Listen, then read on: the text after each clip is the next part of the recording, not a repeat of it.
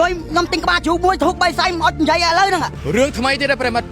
អតីតអតីតបងថ្លៃបំរុងស៊ីដាច់លុយបងអូនខណៈដែលបោះពាក្យសម្ដីដាក់បងប្អូនថាប្រសិនបើចង់បានលុយនឹងវិញធ្វើមិនតាមរកខ្លួនឲ្យឃើញមកហើយដល់ចៃដល់អីអតីតបងថ្លៃនឹងចិត្តសឿងដែររកទៅតែឃើញម៉ែហើយថតអញមកហេតែថតអីអត់ថតទេតែហើយមកលិតគុំសុំមកមុនខ្ញុំចាប់គាត់អញចង់និយាយថាចុះឥឡូវបើយើងយកលុយគេមិនយើងឲ្យគេវិញទៅបងខ្ញុំឲ្យតែខ្ញុំចង់និយាយថាបងនិយាយឲ្យសួរចាំបានឲ្យលុយមិននិយាយឲ្យសួរខ្ញុំមិនឲ្យលុយ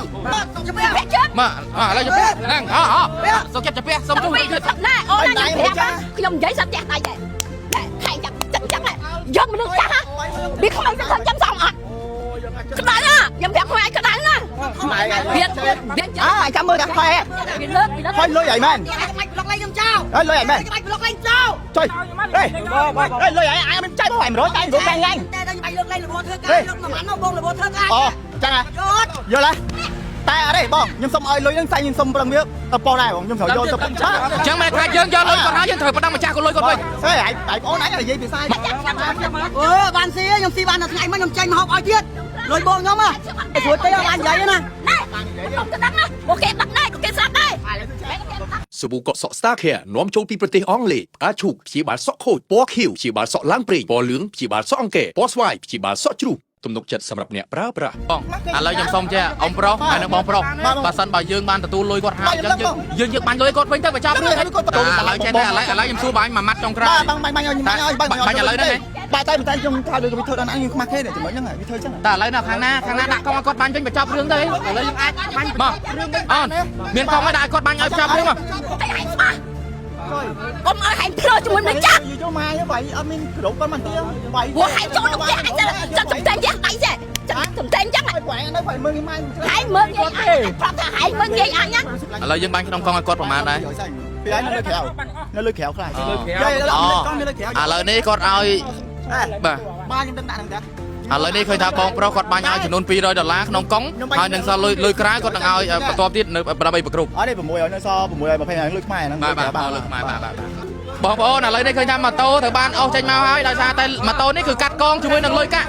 បាទហើយលុយកាក់ចំនួន$600ដោយឲ្យម៉ូតូនេះជាធ្នូជំនួសប៉ុន្តែរឿងឯកសារយ៉ាងណាយើងអត់ដឹងឥឡូវយកព្រមយកម៉ូតូណាព្រមណាឥឡូវព្រមយកម៉ូតូណាបាទអស់ចេញទៅ